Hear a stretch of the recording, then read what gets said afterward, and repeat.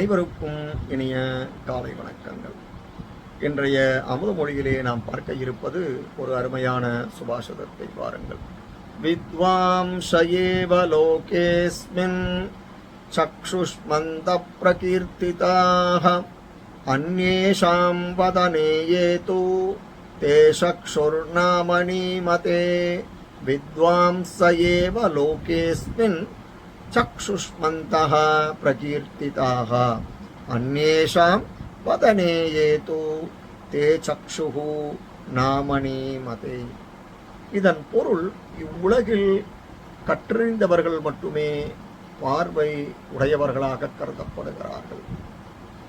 கல்லாதவர்களுக்கு கண்கள் முகத்தில் இருந்தாலும் அக்கண்கள் அவர்கள் முகத்தில் பெயரளவிற்குத்தான் உள்ளது என்கிறது இந்த சுபாஷிதம்.